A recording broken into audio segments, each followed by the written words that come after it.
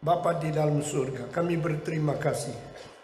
Sebelum dunia diciptakan, Engkau telah merencanakan keselamatan bagi umat manusia. Di dalam kekekalan, Engkau telah menyediakan anak-Mu yang tunggal, datang melalui penembusan ke dalam sejarah dan masuk ke dalam wilayah manusia untuk menjadi manusia dan rela dengan daging dan darah untuk mengorbankan diri untuk mati mengganti orang berdosa. Kami bersyukur kepadamu melalui pengiriman anak-Mu yang tunggal, dunia mendapatkan pengharapan yang sungguh-sungguh. Manusia berdosa telah melihat cahaya yang baru turun dari surga dan membawa manusia kembali kepada kemuliaan Tuhan yang kekal. Dan kami bersyukur Engkau mengirim Roh Kudus di dalam dunia ini untuk memberi pertolongan bagi mereka yang sudah ditebus dan yang menyerahkan diri menjadi hamba-Mu untuk berani mengkobarkan Injil dan memberitakan keselamatan ke seluruh muka bumi. Kami hari ini hanyalah merupakan salah satu di antara sekian banyak orang yang Tuhan pilih yang boleh dipakai oleh Tuhan menjadi alat-alat Injil.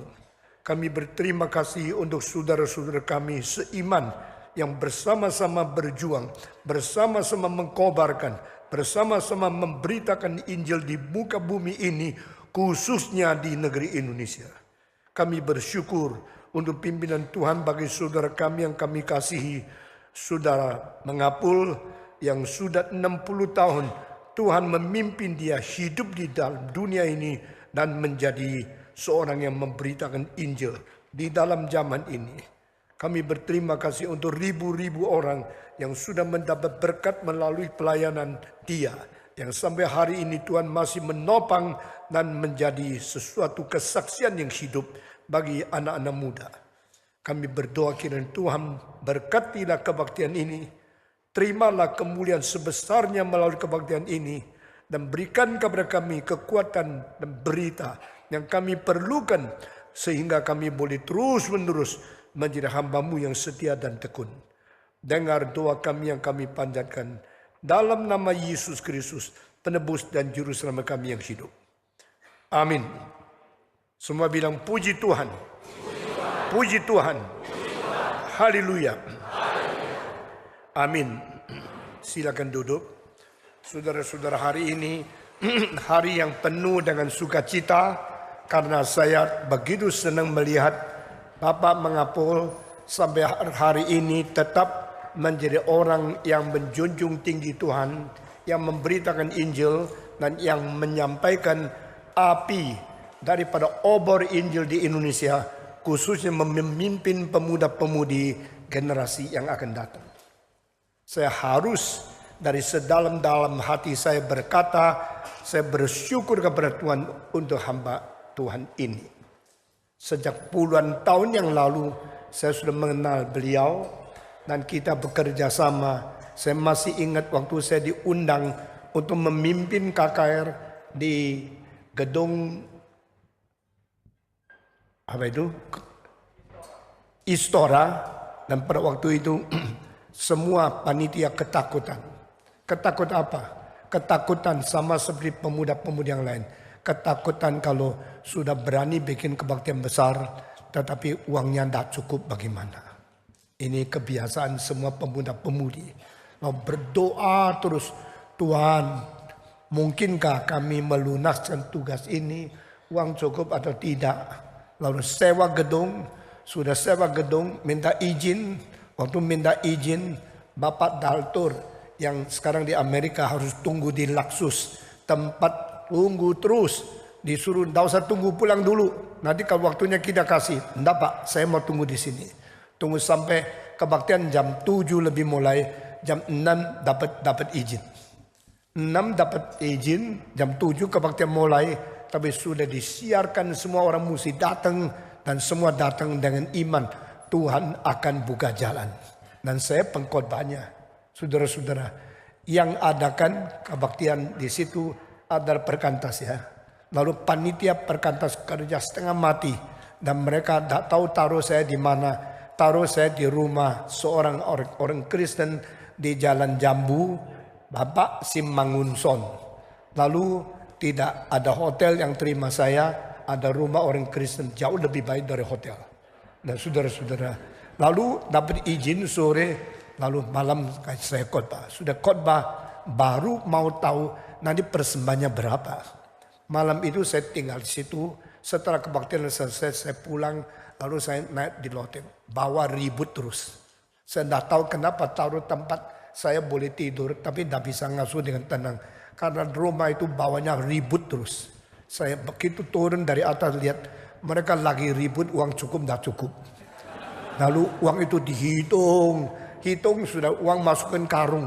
Itu anak muda, tidak ada alat yang bagus. Tidak ada itu treasure yang berpengalaman pakai karung untuk terima uang. Sudah terima uang, akhirnya ternyata bukan saja cukup, lebih. Kalau uang sudah lebih, sudah tenang. Kalau tidak lebih, tidak tenang begitu ya. Jadi uang ikut membuat orang beriman. Sudah uangnya cukup, mereka senang sorak-sorai. Itulah semuanya ribut di bawah, senang karena uang cukup. Maka saya sudah melihat keadaan itu. Saya ikut senang, ikut ribut sama mereka. Sama-sama mereka senang-senang. Sudah itu saya tidur, mereka tidur. Mereka tidur di mana? Tidak tidur di kamar, tidak tidur di itu kursi yang panjang, tidur di atas karung. Karena puji Tuhan uang sudah cukup, sudah tidur di karung. Bagus juga kalau tidur di karung, ada orang curi uang ketahuan. Karena mereka tidur di atas karung itu. Nah itu pengalaman yang indah sekali. Dari situ saya mengenal saudara Bapak Mengapul, Daltur, dan anak-anak yang lain di Perkantas. Itu satu zaman yang indah. Zaman di mana melihat anak-anak muda melayani Tuhan dengan sungguh-sungguh meskipun kantong kosong tapi hati penuh. Semua kantong kosong, hati penuh. Kalau hati kosong, kantong penuh percuma. Itu yang dituntut oleh banyak teologi kemakmuran. Pokoknya uang banyak, pokoknya kaya, tapi imannya kosong. Kepercayaannya salah. Doktrinnya tidak benar, tapi minta Tuhan kasih banyak uang. Apa gunanya? Uang banyak, iman salah, membuat pendeta-pendeta masuk penjara. Semua 1, 2, 3. Uang banyak, iman salah, membuat pendeta-pendeta masuk penjara. Uang sedikit, hati penuh, membuat orang-orang berdosa masuk surga. Semua 1, 2, 3. Iman penuh, kantong kosong, membuat banyak orang berdosa masuk surga. Bagus yang mana? Bagus yang mana? Pendeta yang kaya-kaya divonis masuk ke dalam penjara. Kong Hee, Zhou Yonggi, nama yang besar, gereja yang besar. Di Indonesia bikin gempa orang. Gereja besar Zhou Yonggi di Korea. Seperti dewa kedua. Seperti ilah yang palsu. Bikin orang Kristen anggap kalau dipimpin Tuhan mesti seperti itu. Kalau menjadi pendeta besar, inilah contohnya. Bisa bangun gereja yang besar. Saya kalau bicara bangun gereja besar, sekarang kompleks. Karena gereja ini besar. Tapi yang bangun gereja besar, satu-satu masuk penjara. Saya ketakutan. Jangan-jangan saya sudah masuk penjara. Saudara-saudara, mereka orang yang kaya tapi miskin iman. Kita harap kita kaya iman, meskipun miskin kantong tidak apa. Amin. Saudara-saudara, puji Tuhan. Perkantas di Indonesia sudah dipakai Tuhan. Menjadi berkat begitu banyak mahasiswa. Yang dari tidak kenal Tuhan, menjadi kenal Tuhan. Dari kenal Tuhan, menjadi memberitakan Tuhan. Dari memberitakan Tuhan, menjadi hamba-hamba Tuhan. Nah saya sendiri menyaksikan di dalam puluhan tahun ini kerjasama dengan Perkantas. Akhirnya karena tugas Tuhan untuk masing-masing berbeda. Saya harus mentegakkan tubuh reform. Kalau tidak, di Indonesia tidak ada hari depan. Saya tidak tahu setiap gereja yang sudah ada. Mereka setuju tidak setuju. Stephen Tong mentegakkan satu kubu reform. Tetapi semenjak berapa puluh tahun yang lalu, saya ada. Terima kasih. Di gereja di mana saya berbakti, saya minta disediakan kitab suci yang huruf yang besar untuk orang tua yang matanya makin kecil ini. Lalu disediakan kertas yang banyak karena saya selalu batuk. Nah mereka sudah jalankan. Nah, saya tidak tahu orang setuju tidak setuju. Tapi saya waktu menilai, saya mengetahui di Indonesia kubu kekristenan sudah ada berapa. Pertama kubu Katolik, lalu ada kubu Protestan, lalu ada kubu Injili, ada kubu Pantekosta, ada kubu bidat-bidat. Saksi Yehova sudah ada di Indonesia. Mormon sudah diterima oleh kantor agama. Dan kubu-kubu yang lain, Metodis, Baptis, Anglikan sudah ada. Tetapi tidak ada kubu reform yang kuat yang suka mengabari Injil. Di seluruh dunia yang namanya reform kebanyakan tidak berkembang, tidak bertumbuh, dan tidak tambah banyak anggota. Semua menyusut. Yang namanya Protestan reform semua menyusut, menjadi drying, menjadi declining, menjadi dying church. Pada waktu saya berkhotbah di Irlandia, ditanya, which church are you from? Saya mengatakan, I'm from Reformed Church. Reformed Church? Don't you know that is a dying church? Saya menjawab dalam hati, it is not dying in Indonesia, it is resurrecting. Bukan mati tapi sedang bangkit. Mereka tidak percaya, tidak tahu. Cuma ya kalau orang reform sudah mau mati, masih ada satu yang belum mati datang sini khotbah. Silakan khotbah. Setelah saya khotbah, orang yang tadi tanya, which church are you from? Menjawab, after your preaching I know your reform is very different. Reformmu lain. Saya belum tahu kalau dia tahu lain di mana. Saya tahu lain tidak reform Injili, bukan reform tak Injili. Reform Injili ada reform yang memegang teologi doktrin yang benar, tapi tidak mau buang api penginjilan. Amin. Dengan keadaan seperti itu saya harap ada satu kubu yang baru di Indonesia.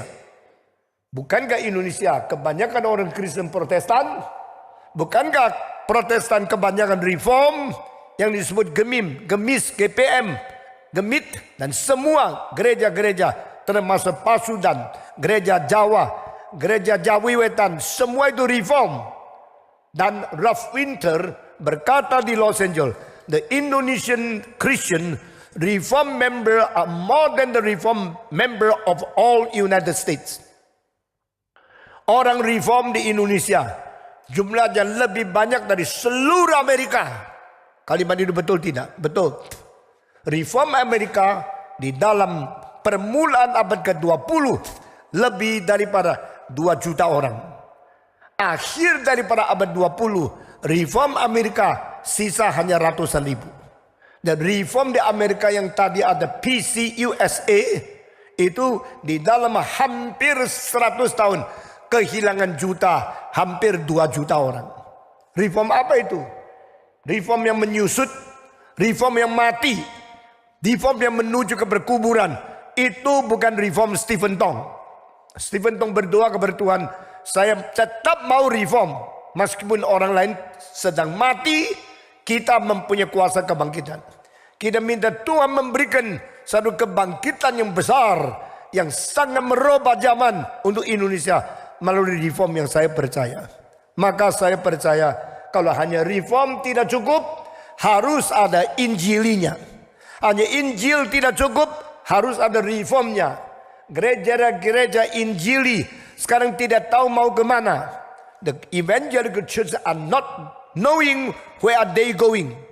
Mereka sedang menuju kepada karismatik, kepada emosional, kepada orang-orang yang mempunyai semacam kobaran daripada emosi tanpa doktrin, tanpa pengertian, tanpa pengenalan iman yang sejati.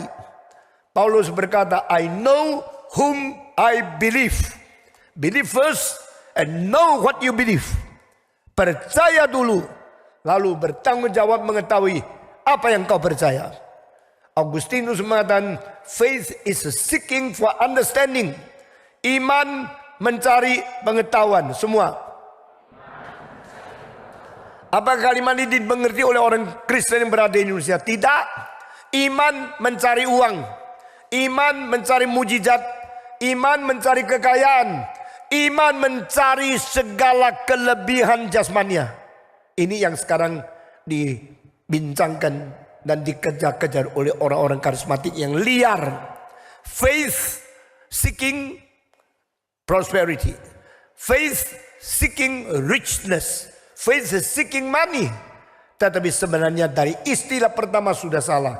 Yang disebut faith itu hanya self-confident. Bukan faith after listening to the word of God. Kita mempunyai iman yang mencari pengetahuan. Dan iman itu ada iman setelah mendengar firman. Karena iman datang dari pendengaran. Pendengaran daripada perkataan Kristus. By the word of God, we have the knowledge of the truth. By knowing the truth, we become seorang yang betul beriman. The true believer. So Paulus berkata, I know whom I believe. Credo ut intelligas. Daripada Augustinus. Dari sini aku beriman supaya aku mempunyai pengertian. Dan aku mempunyai pengertian supaya aku lebih beriman kepada Tuhan. Ini jalan yang benar. Tapi banyak orang beriman. Iman untuk uang. Iman untuk mujizat. Iman untuk anugerah. Faith seeking grace. Faith seeking the blessing. Faith seeking for money. Faith seeking for the success. Faith seeking prosperity. Jadi itu disebut prosperity theology. Itu adalah teologi kemakmuran, teologi mujizat, teologi kuasa dari Tuhan. Melalui iman kepercayaan yang tidak perlu dengar firman Tuhan. Jikalau engkau beriman, engkau mendapatkan anugerah Tuhan. Jikalau engkau beriman, engkau akan disembuhkan. Oh, aku beriman. Apa imanmu? Ya itu beriman. Dari mana imanmu? Aku beriman. Iman dari mana? Dari aku. Iman kok dari aku. Iman dari aku bisa menjadi iman yang kaku. Iman dari Tuhan, iman yang hidup. Iman dari Tuhan ada iman melalui firman Tuhan menciptakan iman. Karena waktu firman engkau dengar, firman yang masuk dalam hatimu mengandung benih iman di dalamnya. Amin. Jadi dengan firman yang ada, itu ada benih iman akan bertumbuh sehingga berakar ke bawah dan berbuah ke atas. Itu iman yang sejati, bukan dari iman confident. Aku percaya, aku pasti sembuh. Aku percaya Tuhan Maha Kuasa. Istilah Tuhan Maha Kuasa cuma diperalat untuk mau mengganggu Tuhan dan memerintah Tuhan, memaksa Tuhan memberikan anugerah menurut ambisimu yang liar. Karena engkau Maha Kuasa, maka engkau hutang saya. Katakanlah, nyatakanlah kemahakuasaanmu. Buktikan engkau bisa memberikan kesembuhan. Yang disebut aku percaya Tuhan Maha Kuasa. Itu hanya alasan untuk memaksa Tuhan harus memberikan anugerah menurut ambisimu yang liar saja. Ini semua tidak benar. Dan kekristenan yang begitu banyak tidak beres. Itu dimulai dari pendeta-pendeta yang tidak mengerti firman Tuhan. Lalu mereka mengajar ajaran seolah-olah cocok dengan Alkitab. Supaya menipu orang Kristen yang tidak sadar ditipu oleh pendeta-pendeta. Penipu yang tidak sadar dan tidak ngaku penipu. Seorang bersaksi orang kaya sekali. Sebelum naik ke atas mimbar. Tanya kepada saya. Di mana ayatnya? Asal kamu beriman. Percaya saja kau pasti diberi. Saya pasti tahu ayat di mana. Saya sengaja tidak tahu. Saya bilang cari sendiri. Lalu dia naik ke mimbar. Mau meyakin ke orang ayat itu. Sendiri cari tidak ketemu. Memang saya sengaja bikin dia ada ketemu. Karena dia tidak ngerti ayat itu. Cuma mau peralat saja. Akhirnya dia keringetan. Lalu dia bilang di dalam Alkitab ada satu ayat. Lalu tidak sebut ayat di mana. Tuhan berkata asal engkau beriman. Jangan ragu-ragu. Mintalah kepadaku dengan imanmu. Pasti kamu akan diberikan. Tuhan kita itu baik sekali loh. Lalu dia meneruskan kesaksian. Kita minta apa diberi. Mana ada orang baik seperti Tuhan. Tuhan Maha baik. Tuhan baik. Tuhan baik menyanyi. Tuhan baik. Baik kenapa? Dia mau melayani kita. Kita minta sembuh, dikasih sembuh. Kita minta kaya, dikasih kaya. Kita minta makmur, dikasih makmur. Kita minta sukses, dikasih sukses. Dia suruh saya bantu dia temukan ayatnya. Saya tidak mempunyai kewajiban menolong orang yang berkesaksian yang salah seperti itu. Saya sangat tidak senang dengan dia. Dan orang ini sekarang di penjara. Waktu itu saya mengatakan, jangan kira Anda orang-orang kaya. Anda kelihatan cinta Tuhan, kelihatan giat dalam pelayan Tuhan. Saya kasih tahu dengan senang buat 10 tahun kemudian, di antara semua orang kaya yang dengar khotbah saya, sebagian masuk di penjara. Salah satu orang itu. Sekarang di penjara. Mau diapain oleh pemerintah saya tidak tahu. Tapi saya tahu dari permulaan tidak mendengar firman dengan baik. Tidak mau mengerti firman Tuhan dengan baik. Cuma maunya memperalat firman. Mereka semua orang yang tidak jujur. Mereka semua orang bermain-main dengan Tuhan. Mereka memakai ayat itu dimanipulasi. Ayat itu ditwisted daripada mereka. Untuk sesuai dengan ambisi mereka yang liar. Bukan mau taat kepada firman Tuhan. Jikalau kita bermain-main dengan Tuhan Allah. Alkitab berkata Tuhan tidak bisa dipermainkan. Barang siapa yang mempermainkan firman Tuhan. Mempermainkan Tuhan. Mempermainkan nasib sendiri dan kekekalan.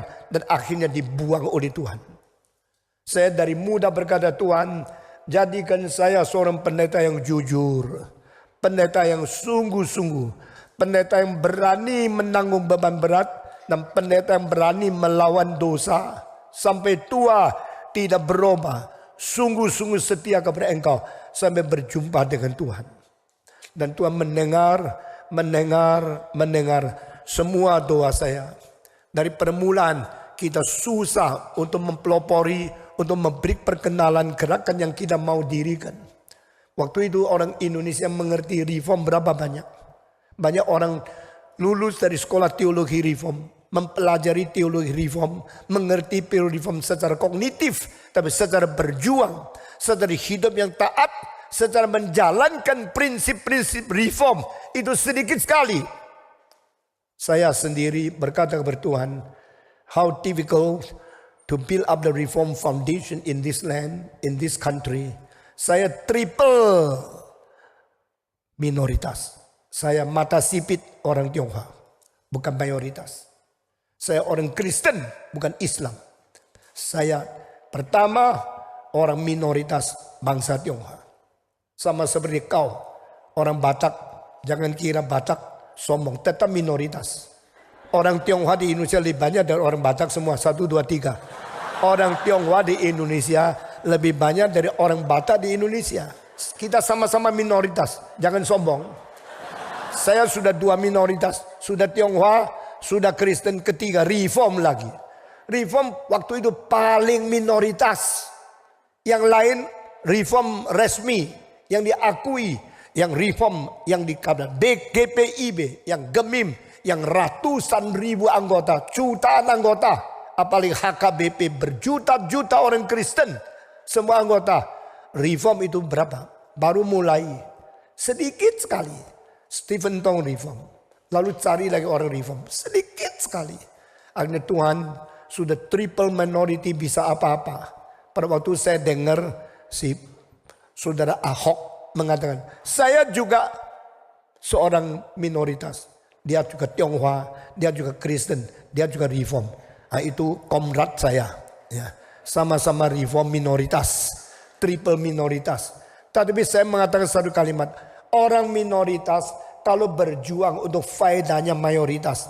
Dengan sendirinya minoritasnya terhapus. Dan Tuhan menjadikan dia seorang didukung oleh mayoritas. Amin. Tidak usah takut. Tidak usah takut engkau minoritas. Asal engkau hidupnya untuk mayoritas. Kalau saya di Indonesia, hidup saya untuk Indonesia. Hidup saya untuk negara Indonesia, untuk bangsa Indonesia. Meskipun banyak orang Islam, tapi dia tahu saya bicara demi kebenaran. Bukan demi saya orang Tionghoa, bukan demi saya orang Kristen. Demi keadilan yang harus dilaksanakan. Baik kepada orang Tionghoa, orang Indonesia, orang apa saja. Karena ini keadilan milik Tuhan. Dan Tuhan mau pakai keadilan untuk memberkati seluruh bangsa. Seluruh Indonesia akan junjung tinggi.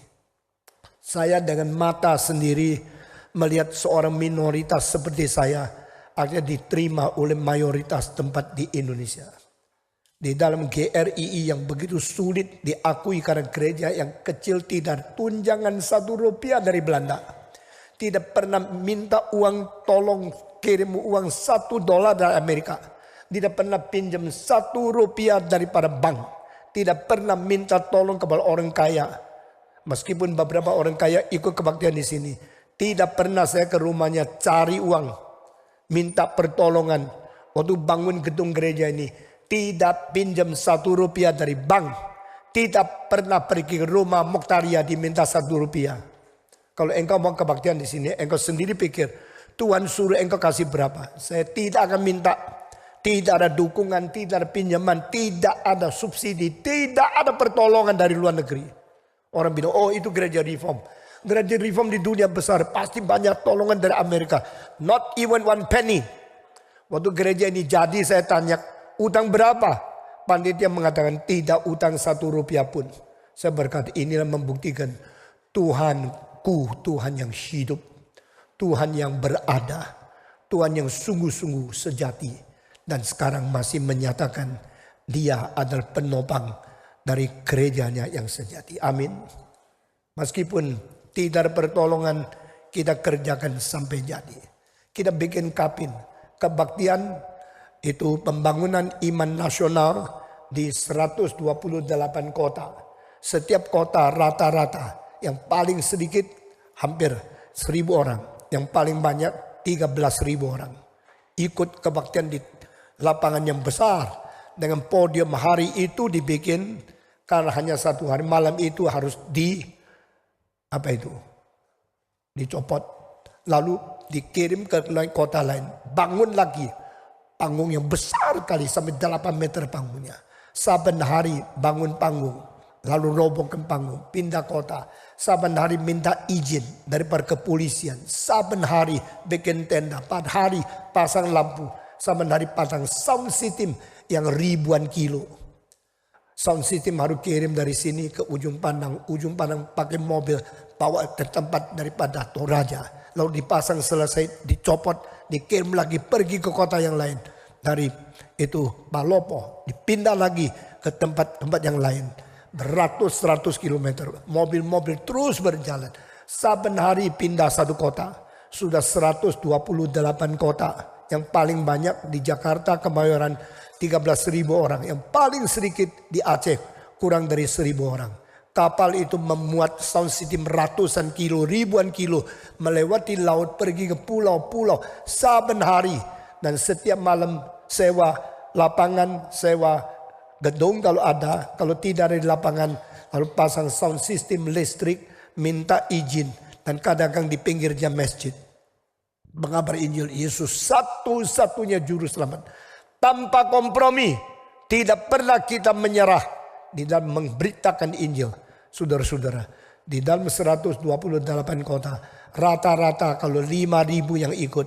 Berarti sudah berapa banyak? Sudah lebih dari 500.000 orang. Mengikuti kebaktian kapin selama 2,5 tahun. Minggu depan, besok, lusa. Saya mulai mengunjungi kota Balige, kota Tarutung. Dan 3 kota itu. Harap lebih 10.000 orang mengikuti 3 kota. Yaitu Senin, Selasa, Rabu. Di Medan dan di Danau Toba. Saudara-saudara. Nanti minggu depan pulang sudah dapat laporan. Berapa orang yang telah mengikut. Berapa orang yang maju ke depan.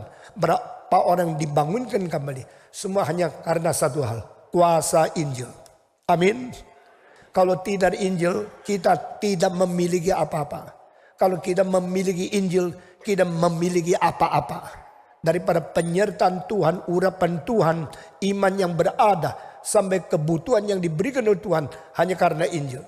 Gereja yang tidak lagi pegang Injil, gereja yang tidak lagi mengabar Injil, adalah gereja yang sedang membunuh diri. Semua ikut saya, 1, 2, 3. Gereja yang tidak memegang Injil, tidak mengabarkan Injil, adalah gereja yang sedang membunuh diri.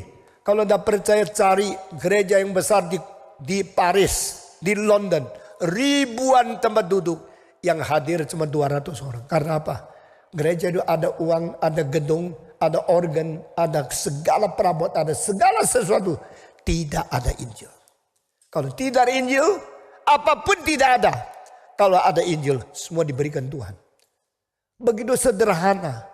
Begitu gampang. Tapi istilah yang begitu sederhana pun banyak pemimpin gereja tidak mau ngerti. Karena apa? Tidak percaya. Kenapa mesti Injil? Sekarang kan zaman modern. Zaman modern tidak usah percaya Yesus. Tidak usah percaya Injil. Kenapa percaya dia dilahirkan oleh anak darah Maria? Kenapa percaya darahnya bisa membersihkan dosa saya? Kenapa percaya dia sudah mati bisa bangkit kembali? Kenapa percaya naik ke surga dengan tubuh jasmania ini? Ini semua melawan ilmiah. Ini semua tidak masuk akal. Semua ini tidak saintifik. Saya tidak percaya. Karena engkau tidak percaya Injil, maka Tuhan ambil semua daripada engkau. Kalau engkau masih percaya Injil, Tuhan memberikan segala sesuatu kepadamu. Hadirnya Stephen Tong di dalam zaman ini di negeri Indonesia membuktikan Tuhan itu hidup. Seorang tidak pernah bawa 1 sen dari Tiongkok untuk mengabari Indonesia. I sent by nobody. I'm not a missionary sent by any church outside of Indonesia. Saya dibesarkan di Indonesia. Saya menjadi seorang belajar di Indonesia dan tidak pernah minta uang dari luar negeri. Tapi saya hanya berdoa kepada Tuhan di surga. Akhirnya Tuhan memberikan segala yang kita perlukan. Selama gereja 400 tahun di Indonesia. Siapa yang mendirikan gereja dengan dapat izin resmi dari pemerintah besar seperti ini? Bukan karena saya kaya. Karena saya beriman. Dan saya menerima Yesus sebagai juru selamat. Saudara-saudara, saya sangat memperhatikan pekerjaan perkantas. Karena ini menggarap pemuda-pemudi intelektual. Kalau mereka dibenangkan oleh Tuhan, kalau mereka sungguh-sungguh cinta Tuhan, hari depan Indonesia akan sangat hidup dan bergairah. Jika pemuda-pemudi tidak iman dan hari depan tidak ada sesuatu hari depan yang cerah. Karena pemuda-pemudi tidak mengenal Tuhan. Kita bersyukur kepada Tuhan. Hari ini saya minta saudara dengar ayat-ayat yang dikatakan oleh Paulus.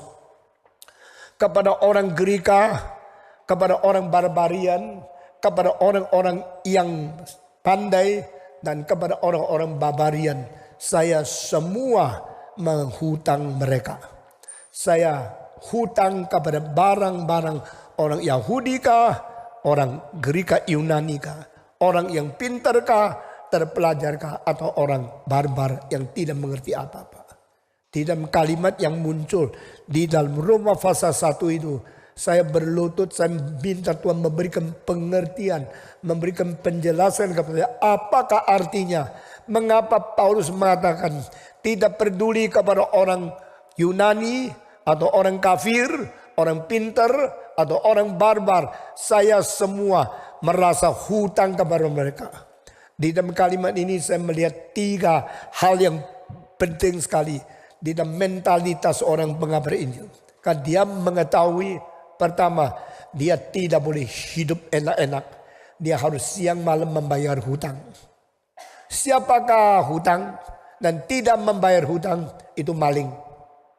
Siapakah yang merasa hutang, tidak pernah hutang? Itu orang baik yang menjalankan tugas lebih daripada seharusnya. Di Indonesia banyak orang suka utang. Sudah utang terus lari. Itu semua bermental maling. Mentalitas maling. Maunya utang. Sudah ambil utang lalu lari. Tidak usah bayar. Tidak pernah ingin membayar. Tidak pernah ingin menjalankan tugas. Tidak pernah ingin untuk menjalankan seluruh kewajiban. Maunya utang terus lari. Itu mentalitas maling. Tapi semacam lagi. Tidak pernah utang. Tapi terus rasa diri utang. Itu orang sempurna. A perfect man is man who always feel that he is owing others. He want to pay something to others. Actually, he never owe from any others. Tak pernah hutang dari siapa-siapa. Tapi terus membayar hutang. Loh, you hutang siapa? Enggak. You pernah hutang? Enggak. Kenapa terus membayar hutang? Karena Tuhan membuat saya merasa saya hutang. Saya harus mengabar Injil. Saya harus hutang. Saya harus lunaskan hutang itu. Kenapa you harus lunaskan hutang? Engkau tak pernah hutang.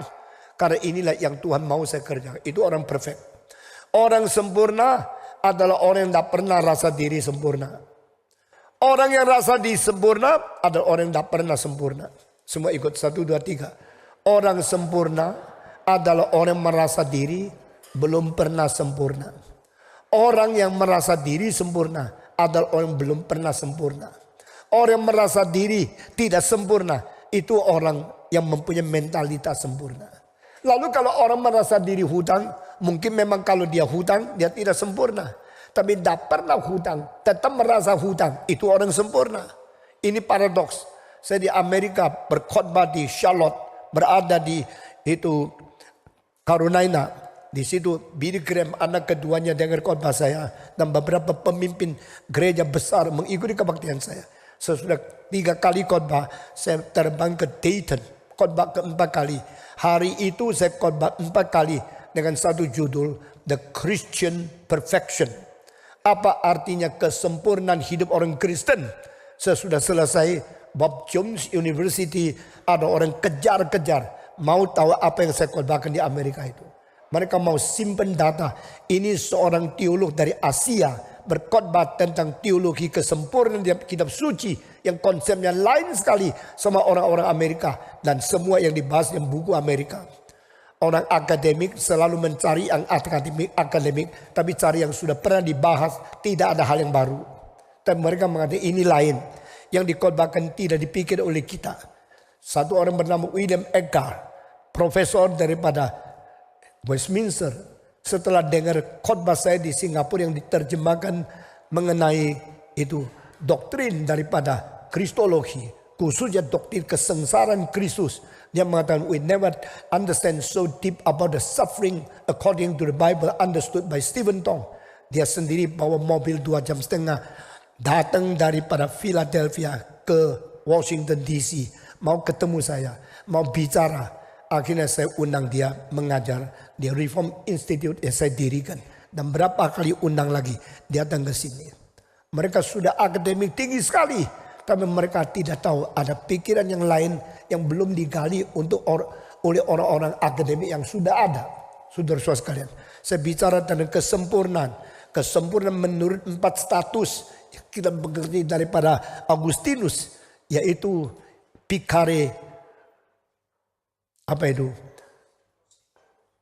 Mungkin berdosa, tidak mungkin berdosa, mungkin tidak berdosa dan sebagainya. Ya, itu pose picare, pose non picare dan sebagainya. Lalu di situ saya menganalisa dengan kesempurnaan di dalam kitab suci dan kesempurnaan di dalam konsep Paulus. Saudara-saudara, Paulus berkata, aku rasa aku berhutang. Kalau ditanya, engkau hutang siapa? Aku hutang dunia. Kapan engkau hutang? Tidak pernah aku hutang. Tapi kalau tidak pernah hutang, tetap merasa diri hutang karena apa? Karena ada Roh Kudus yang membuat saya rasa diri hutang.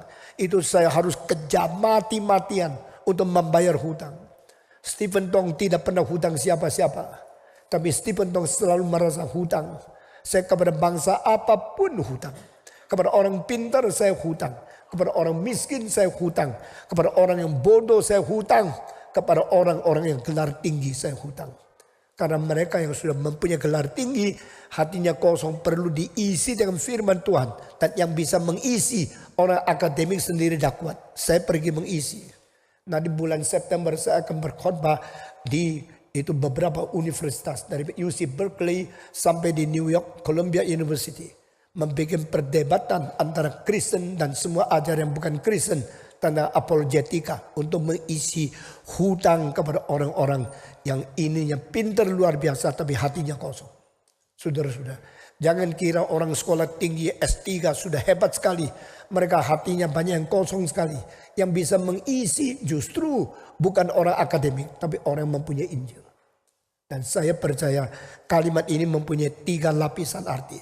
Lapisan pertama, semua orang di dunia memerlukan Injil. Semua orang di dunia perlukan Injil.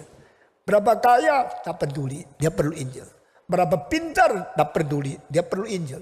Berapa bodoh tak peduli, dia perlu Injil. Bagi Paulus, there's no difference of the social classes. Tidak ada beda di dalam keadaan kelas-kelas sosial. Engkau kaya, engkau perlu Tuhan.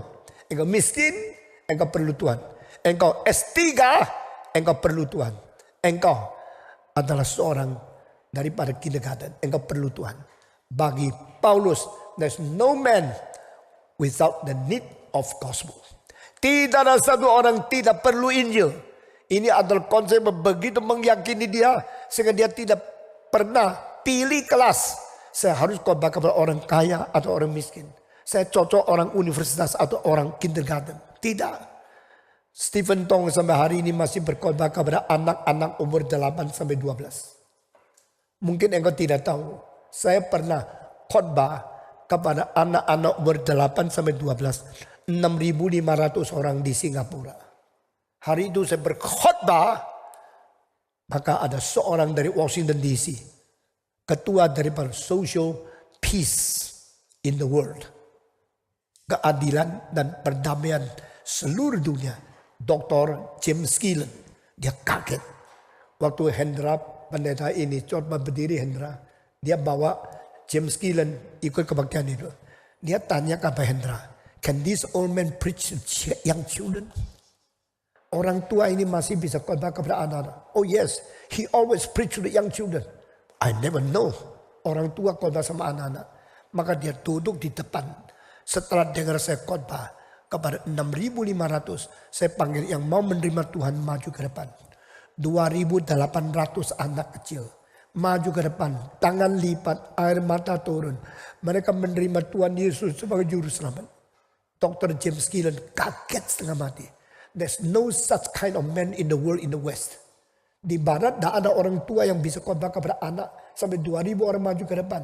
Wah, dia begitu terkesan. Dan dia mengatakan, West should learn from this old man. Dunia Barat, kekristenan di dunia sudah begitu merosot. Harus belajar orang tua dari Asia namanya Stephen Tong ini. Khotbah kepada 6.500 anak-anak. Semua diam. Menurut psikologi 15 menit mereka sudah tidak bisa dengar. Saya bikin mereka diam tenang. Dengar khotbah sampai 1,5 jam. Sesudah itu ribuan orang maju ke depan. Dia kaget luar biasa. Kali kedua dia datang lagi. Dia kira masih ada kesempatan. Kali itu datang tapi tidak kebaktian anak. Dia kecewa sekali. Dia bilang, kapan saya bisa mengulangi mendengar Stephen Tong berkhotbah kepada anak-anak. Saya berjanji umur 27, Tuhan setelah saya tua, saya tidak akan tinggalkan dua. Yaitu kaum intelektual, saya tetap khotbah kepada mereka. Kedua, anak kecil, saya tetap khotbah kepada mereka. Sampai hari ini, tahun 2016, saya sudah menjadwalkan di UC Berkeley, di UC University of Columbia, berkhotbah keliling Amerika, beruniversitas yang tertinggi, khotbah tentang Kristus kepada mereka. Saudara-saudara, satu kali saya khotbah di UC Berkeley yang berada di Berkeley, 850 orang memenuhi auditorium, Wheeler Auditorium. Biasanya hanya saintis yang terkemuka yang boleh pakai tempat itu. Saya khotbah dengan judul Truth and Faith, iman dan kebenaran. Lalu ratusan orang duduk penuh di situ. Saya khotbah pakai bahasa Inggris. Inggris saya tidak terlalu baik. Sebagaimana saudara tahu, kita orang Asia. Lalu ada orang mengatakan, Pak Tong, lu kira lu hebat ya? Saya bilang, saya tidak kira saya hebat. Lu berani khotbah pakai Inggris? Saya bilang, saya akan coba-coba. Tahu tidak, you khotbah di UC Berkeley, di Wheeler Auditorium. Kalau orang tidak setuju khotbahmu, engkau akan masukkan kakinya ke atas meja, lalu engkau keluar bersiul, lalu menghina engkau, lalu kabur. Saben hari saya ditelepon sampai jengkel. Saben hari ditelepon, siapa kamu dari Indonesia? Berani khotbah pakai bahasa Inggris, tidak takut dihina seorang Amerika. Di sini tempat tertinggi intelektualnya. Saya bilang, sudahlah, doakan saya, doakan saya. Sampai pada hari terakhir paginya masih ada orang telepon. Saya mengatakan, stop, tidak usah bicara apa lagi. Keep praying for me. I have prepared myself to be crucified to this evening. Saya sudah sedia aku dipaku di atas kayu salib. Tidak usah lagi anjurkan kepada saya. Lalu saya pergi. Pergi dengan siapa? Dengan David Anthony, pendiri perkantas seluruh dunia.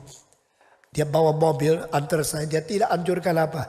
Dia cuma bilang, Stephen, I pray for you. May God be with you. Holy Spirit anoint you. Saya diam-diam aja sampai di situ. 3,5 jam tanya jawab dan khotbah. Tidak ada satu orang bicara satu kalimat. Tenang 3,5 jam sampai jam 11.30. Dari jam 8 sampai jam 11.30 malam baru selesai. Ratusan orang menerima Tuhan Yesus menjadi juru selamat. Saudara-saudara, tidak peduli kau berapa tinggi, engkau perlu Yesus. Tidak peduli engkau berapa rendah, kindergarten, engkau perlu Yesus. Orang berapa kaya perlu Yesus. Orang berapa miskin perlu Yesus. Paulus berkata kepada orang Greka yang mengerti filsafat. Kepada orang barbar yang tidak pendidikan. Saya hutang. Kepada orang Yahudi saya hutang. Kepada orang bangsa kafir saya hutang. Tidak peduli beda bangsa. Beda lapisan masyarakat. Beda kekuatan ekonomi. Beda daripada akademik atau tidak. Semua orang saya hutang. Inilah satu mentalitas orang sempurna yang mencintai Tuhan. Bagaimana terhadap Injil. Mari kita mempunyai mental yang sama. Mari kita mengkobarkan Injil di Indonesia. Banyak orang di Indonesia yang kaya sekali, selain kaya hatinya kosong. Banyak orang Indonesia, orang pintar sekali, tapi bagaimana pintar hatinya untuk cari uang. Banyak orang koruptor adalah orang-orang yang berpendidikan tinggi. Pendidikan tinggi mereka bukan untuk mereka bikin mereka lebih mempunyai virtue, lebih mempunyai moral, bikin mereka lebih rusak dengan segala akal budi untuk cari jalan memperkaya diri, dan mereka rusak moralnya. Orang kaya, orang miskin, orang pintar, orang bodoh, semua sama. Orang kaya, orang berdosa yang kaya. Orang bodoh, orang berdosa yang bodoh. Semua 1, 2, 3. Orang kaya, orang berdosa yang kaya. Orang bodoh, orang berdosa yang bodoh. Orang laki, orang berdosa kebetulan lahirnya laki. Orang perempuan atau orang berdosa ini lahir sebagai seorang wanita. Everybody is the same. We are sinners before God. No matter how rich, how wise, how educated, how learned, or how barbar you are. Kita semua orang berdosa. Seorang pekabar Injil mempunyai satu mentalitas, saya hutang. Kenapa mempunyai mentalitas hutang? Karena saya mempunyai jiwa sempurna. Jiwa sempurna adalah jiwa yang tidak rasa sempurna. Jiwa sempurna adalah jiwa yang menuju lebih sempurna. Jiwa sempurna ada jiwa yang tidak mau tidak sempurna. Maka terus maju, terus progres, terus mau menuju kepada kesempurnaan. Karena merasa diri tidak sempurna. Ini pertama. Kedua, waktu Paulus mengatakan tidak peduli orang kafir, orang barbar, orang Gerika, orang miskin, orang cendekiawan. Saya hutang kepada mereka. Mentalitas kedua dari ayat ini adalah dia mengetahui dia sudah siap untuk menghadapi segala macam kebutuhan manusia. Nah ini yang paling cilaka. Ada yang mau mengisi tidak bisa mengisi. Yang mau mengabar Injil tak mengerti Injil. Yang mau melayani orang tidak ada modal melayani. Paulus berkata, semua perlu Injil. You need Christ. You do not need me. I cannot satisfy you. But you need Christ. Semua orang sama perlu Yesus. Perlu Injilnya. Kedua, saya sudah sedia mengisi semua orang. Nah pendeta semacam ini yang susah. Karena apa? Sekolah teologi telah mendidik manusia. Sudah selesai dididik. Lebih tidak bisa mengisi. Jangan sombong akademi tinggi. Apa yang menjadi lulusan sekolah yang tertinggi. Selalu tidak mengetahui bagaimana mengisi kebutuhan masyarakat. Saya sangat memperduli apa yang bisa kita isi dan siapa yang diisi. Kalau ini dua tidak meet together, tidak bertemu, maka kekristenan menjadi satu gong yang berbunyi yang tidak ada efisiensi, tidak efektif dan tidak gunanya. Kita berteriak-teriak, tidak ada orang mau dengar. Di London saya berjalan-jalan lewat St. Paul Cathedral, gereja terbesar kedua yang paling penting selain Westminster Abbey, maka St. Paul Cathedral yang didirikan oleh Christopher Wren, arsitek yang terbesar abad 17 setelah 1666 St. Paul itu dibakar habis. Dia membangun kembali menjadi gereja yang paling besar, sedikit kurang besar daripada Vatikan yang berada di St. Peter's Basilica yang ada di Roma. Gereja yang begitu besar. Di depannya orang saben hari yang lewat tempat itu yang bertamasya di London yang melihat dan masuk ke dalam untuk melihat keagungan gereja itu puluhan ribu orang. Di depannya ada 3 orang pakai akordeon mengabar Injil, memberitakan Injil. Mereka kira mereka seperti Paulus ke kota apa saja memberitakan Injil, tetapi sayangnya tidak ada satu orang mau dengar. Lalu saya tanya, what happened? These 3 persons should be our example. Mengabar Injil tengah jalan, di pinggir jalan, buka akordeon, menyanyi, lalu memberitakan Injil. Tapi yang lewat semua anggap mereka orang gila. 3 orang ini tidak dikagumi, tidak didengar. Lain sama waktu saya berada di Amsterdam, saya berdiri di depannya daripada stasiun. 280 orang terkumpul, akhirnya terus datang. Saya berteriak, mengapa Amsterdam menjadi salah satu tempat kota yang paling rusak? Orang Belanda dan orang turis dengar sangat marah. Dan mereka tidak mau memperhatikan saya. Bukankah ini kota reform? Bukankah ini kota Kristen? Kota yang mengirim begitu banyak misioner ke Indonesia, kemana di seluruh dunia. Sekarang menjadi kota yang menjadi kota transport daripada narkoba yang paling besar di Eropa. Kenapa kamu menjadi begini? Kristen Belanda jadi apa? Kenapa yang dikirim bukan lagi misioneri, yang dikirim adalah narkoba ke seluruh dunia. Kota Amsterdam menjadi kota paling rusak di dunia. Mereka semua dengar. Lalu 2 orang Belanda sengaja tidak mau dengar, jatuh di tanah. Lalu lihat roknya perempuan. Mereka sengaja tidur di situ untuk lihat rok perempuan. Maka mereka orang kurang ajar. Saya bilang, demi nama Yesus, berdiri kamu. Kenapa kamu tidur di situ? Wah, orang Belanda marah sekali. Ini orang dari Indonesia berani seperti ini menghina kita. Lalu ada orang Belanda, why you scold him? Kenapa engkau marahin dia? Saya mengatakan, I am not scolding him, I scolding the Satan behind him. Saya mengatakan, saya bukan marahin dia, saya marahin setan di belakang orang ini. Karena dia kenapa baring di tanah? Karena mau lihat perempuan punya rok. Kurang ajar, saya marahin dia.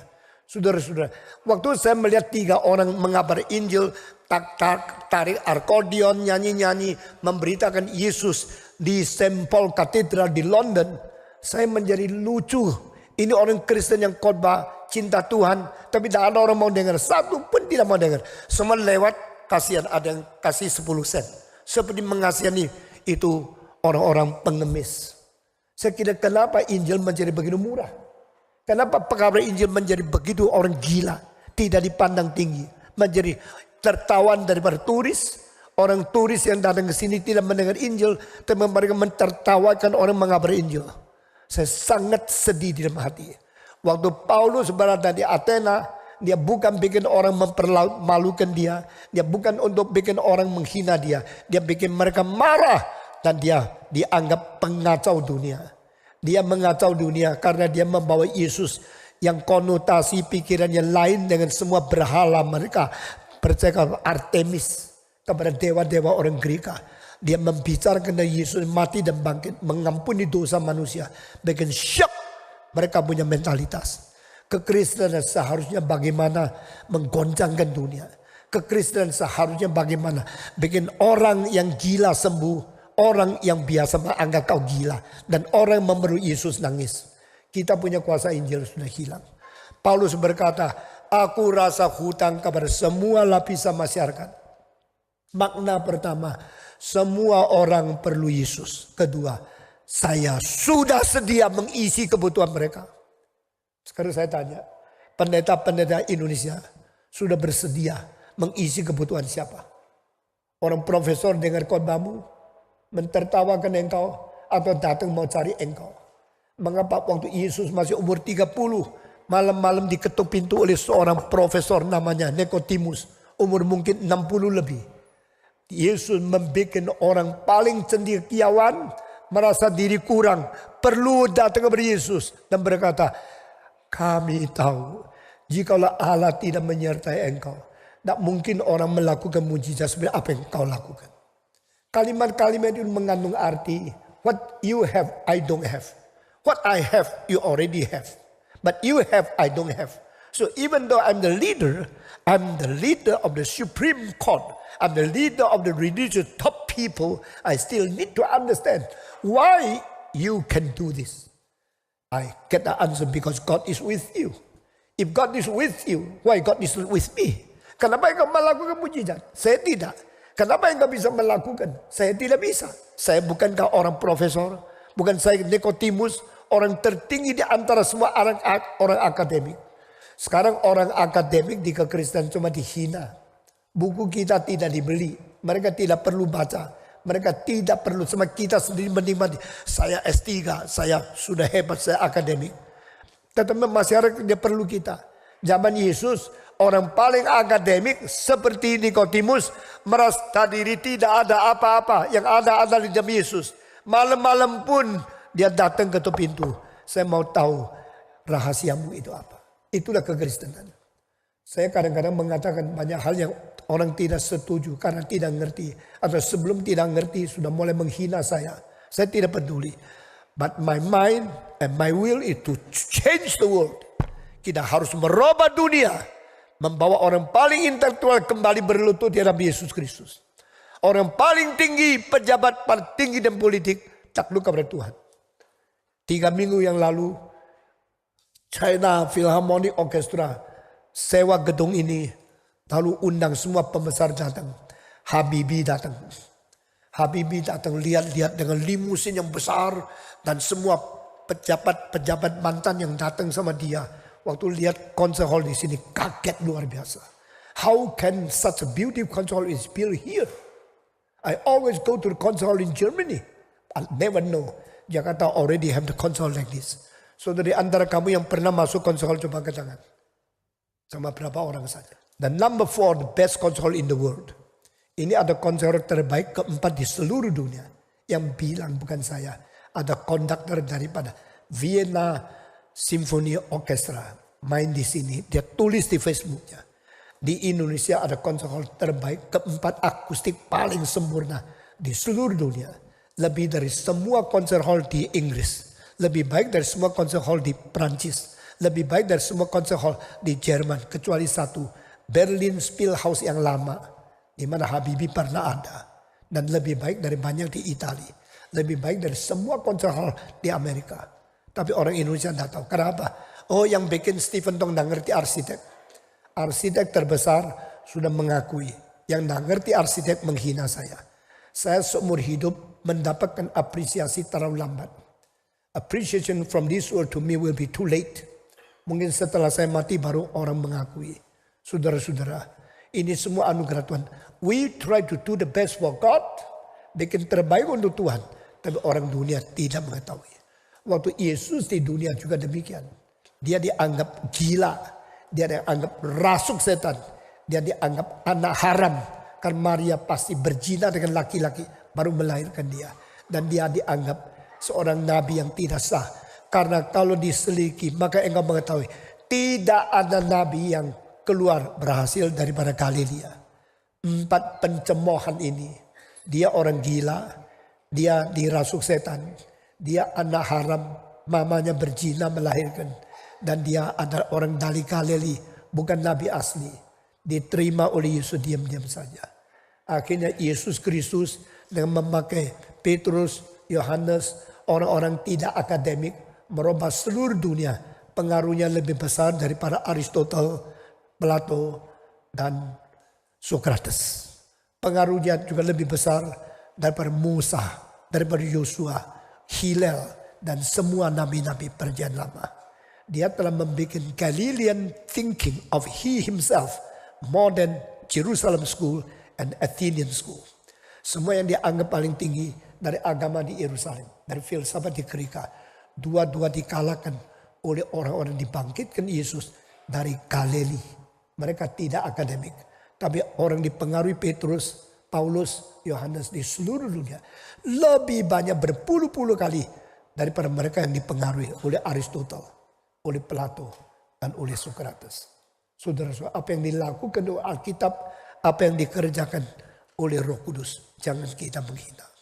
Sekali lagi, mental pertama Paulus berkata, you all need Jesus.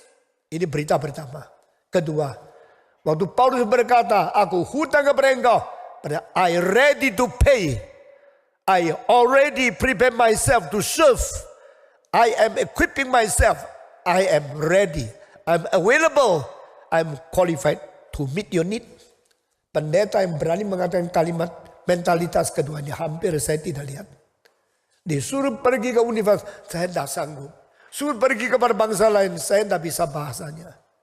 Siapa yang berkata, entah kemana, bangsa apa, lapisan apa, orang kaya, orang miskin.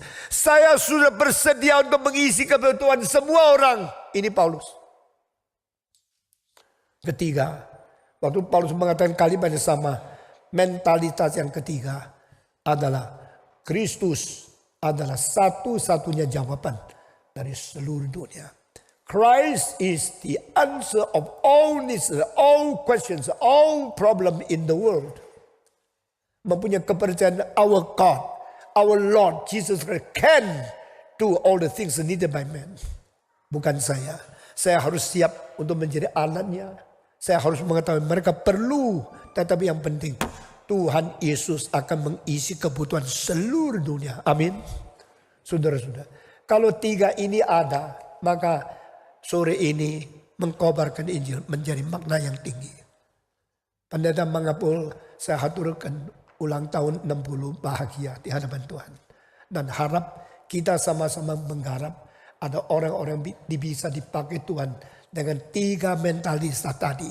Itu terjadi dalam hati mereka. Saya selesaikan ceramah saya sekali lagi. Jadilah hamba Tuhan yang mempunyai mentalitas. Semua orang perlu Yesus. Kedua, sayalah alatnya untuk mengisi kebutuhan itu.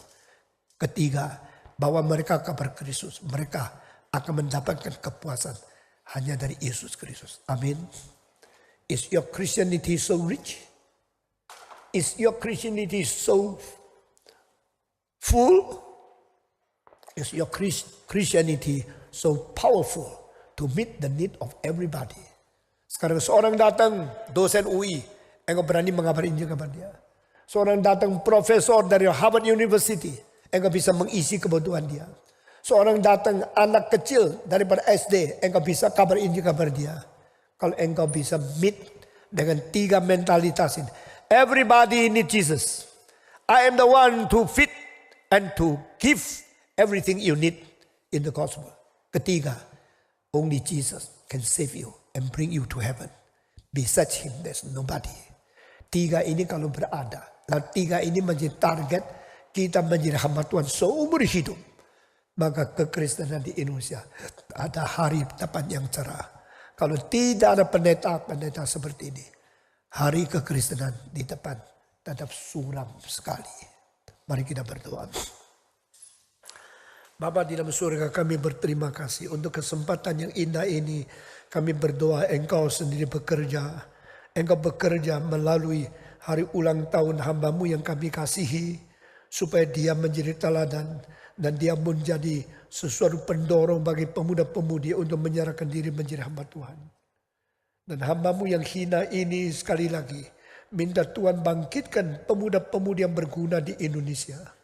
Bukan hanya bergelar, bukan hanya bertampang, tapi mempunyai kuasa, mempunyai isi, mempunyai pimpinan, urapan Roh Kudus untuk menjadi hamba-Mu yang dibutuhkan oleh zaman ini, yang mengisi kebutuhan semua orang dan membawa semua orang kepada Kristus yang adalah juru selamat satu-satunya. Kiranya Injil-Mu membakar hati manusia, kiranya firman-Mu mengisi kebutuhan manusia. Kiranya Indonesia dilanda oleh kobaran Injil. Kiranya generasi muda kembali menemukan kuasa keselamatan di dalam anak Allah yang tunggal, Yesus Kristus. Dengar doa kami Tuhan. Berkati sesi selanjutnya. Dalam nama Yesus Kristus, penebus dan juru selamat kami yang hidup. Kami sudah berdoa.